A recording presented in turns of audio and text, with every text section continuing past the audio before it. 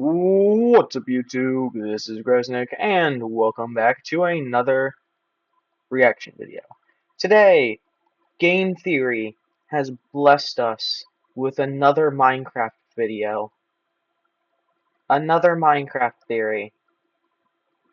I don't think it's actually been that long since the last one, so I'm pretty happy about that. As always, like to subscribe to the Game Theorists and myself. After this video is over, I'm going to talk about my opinion on this game drop. For now, let's get into the video. Let me check my volume so my ears don't get blasted off. Minecraft's new baby mobs killed the ancient builders. Well, not literally, but Okay, because I was of the about to flower ask. that helps them stay young forever, which sparked their innovation and ultimately their downfall. Oh. The Hello golden Internet! dandelion. Welcome to Game Theory, the show that's feeling dandy and I ain't lying. Yeah, okay, that one was pretty terrible, but Yeah. I just couldn't think of a good segue to talk about Minecraft's latest update. It doesn't have a I name like yet, the but models. it's centered They on look the adorable fantastic. redesign They're they've really given cute. to baby And the rabbit mobs. Most rework. people are super excited to see them. At least, I think they were. They mostly began comparing them to types of vegetables. And while I do love me some adorable little guys, I just think it's gonna make me feel bad when I use my chicken meat farm. Look at those little chicks just sitting there. Aw, they're fine. Oh no. I'm still gonna use it, I'm just gonna feel bad about it. But there's one other problem with this idea. Babies grow up. We can't have them be cute and adorable forever. Thankfully, Mojang saw this issue and so created another item that would solve it. The golden dandelion. This new flower has the magical power to keep your baby mobs babies. But then, why are we talking about this? It's just an item to solve Magic. a problem and Magic. justify the How the hell update. does it What do else that? could there Just possibly golden be to say? dandelion. Well, loyal theorists, I'm here to tell you that what may It's seem like a golden random dandelion. item added to keep your new adorable mobs young forever is actually packed with lore. That this dandelion does more than just keep animals young, it holds the secret that inspired something in the minds of our favorite characters, the ancient builders, an ancient race who built the large structures scattered around the overworld. And sadly, know what the ancient unlocking the builders is secret by of the this golden point. dandelion would spell the beginning of the end for them, as their hunger for answers brought them to their doom. Am I about to do an entire Minecraft video based on a single plant? You bet I am. So wake up and smell the Again. dandelions, theorists, and let me show you why this tiny little update has big implications on Minecraft's lore, understanding more about the ancient builders and their inevitable demise. But before we can answer the question of how this dandelion can do all of that, we first need to answer the question of why. Why did Mojang pick a golden dandelion for this magical forever cure? does it These do guys this? do their research. They don't just add things to the game willy-nilly. This thing was chosen for a reason, and so we need to figure out what that reason is. Now, we've looked at flowers a couple of times on this channel. Sometimes we focused on the history and geographical locations, other times it's about the science of the plants. This time, I actually wanted to look at the symbolism behind these plants. You see, all flowers have meaning and are used to convey emotions, messages, and symbolic sentiments. This is known as florography, something you may be familiar with if you've watched our Welcome Home videos. By looking into the florography of the dandelion, we can start to see the story being told by Mojang. The dandelion's meaning comes from its rapid transformation from a golden flower to the white seeds. The main thing it represents is change, aging, and transformation. Already this thing tracks with what we see in the golden dandelion. Feeding it to baby animals prevents them from aging. It's taking the golden stage of the plant at its most literal, because that phase is supposed to represent youth. It is youthfulness, and when eaten can grant that eternal youth. But if this is the meaning of a regular dandelion, why didn't they just use the dandelions that are already in Minecraft? Why does it need to be golden? Because this new plant isn't any regular plant. The golden dandelion isn't called that because it's in the early stages of its life cycle. It is literally golden. A golden dandelion in Minecraft cannot naturally occur. It can only be made by crafting a dandelion. Well, the one thing I find weird about this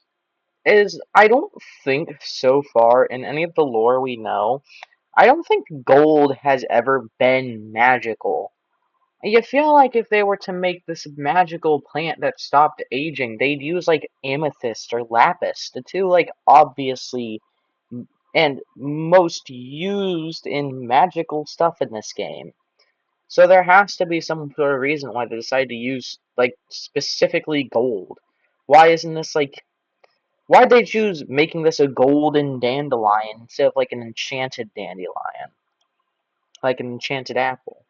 gold nuggets, which means something about that gold is what is giving the dandelion this magical power of youthfulness. Fortunately, it's not just flowers that have hidden symbolism. Gold has many meanings across many ancient cultures and mythologies. Some of them would simply see gold as a symbol of abundance and wealth, like in Norse mythology, but almost all of them would connect gold to the gods and their immortal divine power. Aztecs said gold was excrement of the gods. Egyptian mythology claimed that gold was the flesh of the sun god Ra. But most interesting, and the most similar to the symbolism of gold we see in Minecraft, was from Greek mythology. Yeah, this is really awesome. In Greek mythology, gold was a symbol of godlike power, which makes sense to me. I know when I've got plenty of gold, or money in the bank at least, I also feel like a god, only for Valentine's Day to come around. I love my wife, don't get me wrong, but it's always sad to see that number go down. Thankfully, my other longtime partner, Chime, is here to help. Chime is changing the way people feel about their money, constantly gold to feel like a god. Here, use their code to support their channel. I am not sponsored by Chime, but since I'm reacting to their video, you should go check it out and support them. Use their code or whatever. You need Chime. So thanks again to Chime for sponsoring this video, but now let's get back to exploring what gold means in Greek mythology. In many tales, gold was the symbol of divine and pure perfection. In the story of the golden apples of Hesperides, the primordial god Gaia gives Hera a golden apple tree as a wedding gift for her marriage to Zeus. The tree is planted in the garden of Hesperides in the far western edge of the world, and the apples are said to grant the eater the divine power of immortality. So right here, we have a clear representation of what gold means to the Greeks. This is why the golden dandelion is able to keep babies young forever. It's a form of immortality, eternal youth. Gold is what grants the dandelion its power. It also has another connection to the Greek myth of immortality. Keeping baby animals young was the main feature that was highlighted for this update. But there's something else the golden dandelion can do in Minecraft. Planting an oak, birch, or cherry tree sapling within 2 blocks of a planted golden dandelion increases the chances of that tree growing a bee's nest with bees inside it. And in Minecraft, bees nests are how you get honeycomb. Honey is one of the divine foods in Greek mythology. In Homer's poems, he refers to a substance called ambrosia, the nectar of the gods. But a lot of modern interpretations believe this to be honey, as it was nectar and golden. So a golden dandelion that increases the chances of bees' nests appearing means a higher chance of being able to get your hands on the nectar of the gods. This golden plant was a ticket to that divine power. But then, where did it come from? Typically, when I see a magical item that grants immortality and can't be found naturally in the world, I immediately jump to the ancient builders, particularly the tribe of scientists who were experimenting with creating life and reviving the dead. But I noticed that the golden dandelions also never appear in any of the ancient builder structure loot chests. Typically, we can tie something to the ancient builders when the loot chests in places like nether fortresses, the ancient cities, or ocean monuments contain these items because they built them in the first place. The golden dandelions don't. The only place you can get them is from a wandering trader. We haven't really talked about this guy before, mostly because there hasn't been much to say about him, but that all changes. You know what? It is kind of interesting that 1DT's never gotten an episode dedicated to itself. 1DT is an interesting mob in Minecraft just because where is he getting this stuff? Is he making it? Is he just somehow coming across it? Like, he can have, one, he makes invisibility potions, which I guess, yeah, a cleric could do that. He has enchanted stuff to trade you, which, yeah, other villagers can do that, but he has, like, random enchanted things, usually pickaxes, and he can trade you plants that he can only get if he had Silk Touch. What is his deal? He's so weird. Don't understand how the Wandering Trader works. And now also he's trading the Golden Dandelion, because why wouldn't he be? Of course. Why does this dude have magic? Why is he blue? today. We discussed in the past how after the events of Minecraft Legends, the ancient builders brought the idea of trade and commerce to the villagers, which is why you can't trade with them in Legends, they just give you items, but in modern Minecraft, they want emeralds for their goods. A wandering trader is a special type of villager who will come and trade with you anywhere in the overworld, typically selling slightly different items to the villagers. Wandering traders are more than just tradesmen though. Unlike villagers, they don't have a home, which puts them at great risk when the sun goes down. In a world operated by trade, there's a lot of potential to make money if you're willing to venture outside the safety of the village, but also a lot of risk. Don't worry though, they are also resourceful. In order to avoid zombies and skeletons at night, wandering traders drink a potion of invisibility. This is fascinating because given their infinite supply of them, it means they have the ability to create potions for their own personal use. They even drink a bucket of milk when the sun comes up to negate the invisibility effect. So not only do they use potions, they know how to counter them. So far, the closest we've gotten to this with normal villagers is the cleric, who are only able to make bottles of enchanting, but none of them have been able to make and sell regular potions. So how is the wandering trader doing this? Well, just take a look at how hostile mobs behave in front of the wandering trader. Like most villagers, the wandering traders avoid most hostile mobs. That is, except for the witch. Witches are not hostile towards wandering traders, and actually there's a lot of similarities between these two the more you look. Both of them are potion users. Witches can heal themselves and throw splash potions at you in battle. The wandering trader also sells things like glowstone dust, sugarcane, gunpowder, and water bottles, ingredients used to brew potions, and items that are dropped by a witch upon death. The wandering trader. Something I find really cool about the wandering trader is whenever they added things that you can sell to him, you either sell him food or ingredients for his invisibility potions, which makes sense. I like how his trades, and also most villager trades, just make sense why they would be asking for that stuff. It's either to make another thing that they sell, or just something that they use. It's pretty smart, and I do like that little tidbit. Trader and the witch are absolutely working together to make, use, and sell potions and create other magical items to sell, just like the golden dandelion. And when the wandering trader eventually wandered into the territory of the ancient builders and offered to trade this magical item, the ancient builders were amazed by its power, granting eternal youth, and they began to wonder, what if we could make it more than just eternal youth? You see, eternal youth is not the only meaning of immortality in Greek mythology. While a lot of Greek mythology speaks of immortality in the same way as the golden dandelion's power of agelessness, another way to interpret immortality is the inability to die. Homer's Odyssey and Homer's Iliad refer to the gods as the deathless ones, signifying their immortal nature. This is the true nature of immortality, and as we've talked about many times, it's exactly what the ancient builders want. Their world is dying. They mined all the resources and polluted the world, causing the flooding of the ocean tribes and their inevitable demise. The ancient builders realized death was inevitable and so began trying to find ways to avoid it. They had some knowledge of life thanks to the flames of creation given to them by the hosts. Using lapis lazuli that they harvested from piglins to create golems, they knew souls were part of the equation, but that required sacrifice. So what if there was another way to do it? Remember, these ancient builders, particularly the desert tribe, weren't just believers of gods, they were believers of science. Science was going to help them reach immortality. Although this ethos actually sounds more similar to another practice, alchemy, the science of understanding, deconstructing, and reconstructing matter.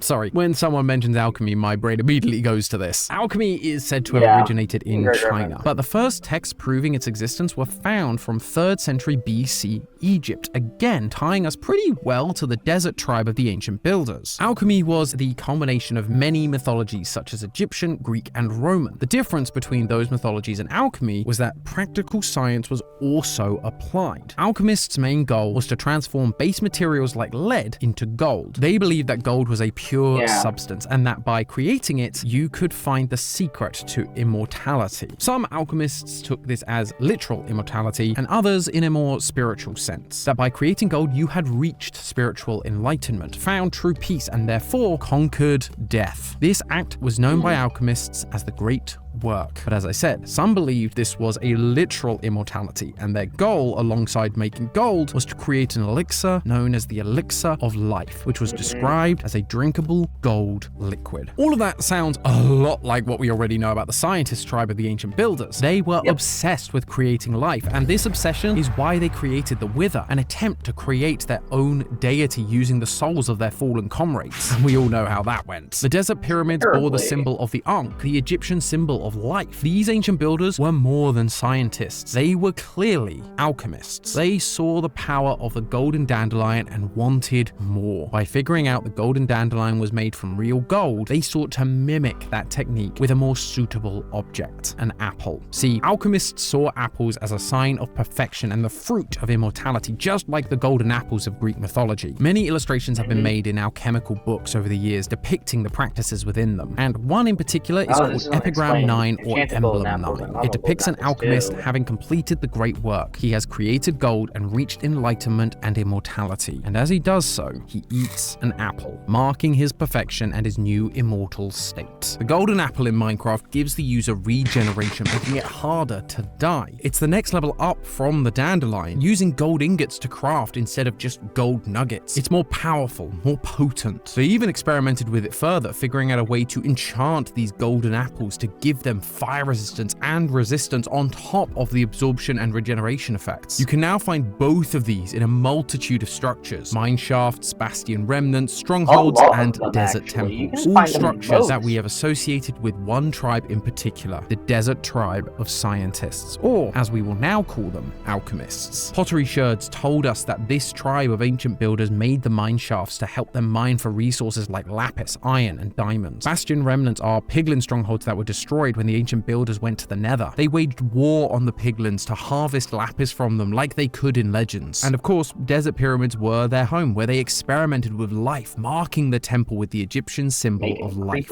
And finally, the stronghold, where the ancient builders spent the last of their days in the overworld before fleeing to the end. But that last part shows how, despite their alchemy, despite the golden dandelion giving them hope, it was ultimately fruitless. Editor, read the room. While the golden apple does help to avoid death somewhat, it's not perfect. Death was absolutely still a threat, and so they decided to carry on with their experimentation, using souls to eventually summon the Wither, who would bring around more death than they ever could have imagined. Their greed set the wheels in motion for their inevitable downfall. Ironically, it was only after they disappeared that someone would finally figure out the secrets to eternal life. At least somewhat. The Illagers, who used to look up to the ancient builders, would continue their experimentation with souls, and eventually they would create a golden statue called a Totem of Undying. Man, I kind of just forgot about the Totem of Undying earlier whenever coming up with, wow, they've never used gold before for a magical item. I completely forgot this existed for whatever reason. This is like the only other time, besides I guess technically the golden apples, and now the golden dandelion, that they have used gold in a magical way. I wonder if the emeralds are for decoration or if they are also magical. Could be interesting. Which would literally give you the same effects as an enchanted golden apple while also allowing you to survive a deadly blow. How did they figure this out? Well, during Illager raids, do you know who helps the Illagers attack a village? Witches. The ones who helped create the golden dandelions in the first place. But hey, that's just a theory. A game theory! Yeah, a good theory. Man, I've made a stupid comment earlier about never using gold besides now for magical items, because there were multiple and I just simply forgot about them. Well, good theory. Yeah, good theory. I like it. It adds more lore. As Minecraft's lore is pretty good in my opinion. I just wish it was more, well, less spec English is hard. Less speculative. Now, we've gotten to the end, and I'm gonna talk about this update because I feel like it. I want to give my opinion. It sounds like a terrible idea. My opinion on this update is it's decent. It's given all the baby mobs new models, and I find them really cute. Really well designed. My only problem with the update is the fact that besides the golden dandelion and being able to craft name tags, there's not many new features, which is kind of disappointing. With this update, I was like, wow, they're redoing all the models for the baby mobs. I wonder if they're going to add any new mobs along with new baby variants. So I was like really hoping we'd get like a new mob vote loser. Whenever they revealed the golden dandelion, I was like, oh my god, what if they add the moo bloom? Now we have all of the features for the update, and we are definitely not getting the moo bloom this update. Pretty darn disappointed. Yeah, this update is fine. It reminds me to last year's spring update, the spring life update. That was pretty small and boring, but made the world feel more alive. Same thing this update's doing, just on a smaller, literally, scale.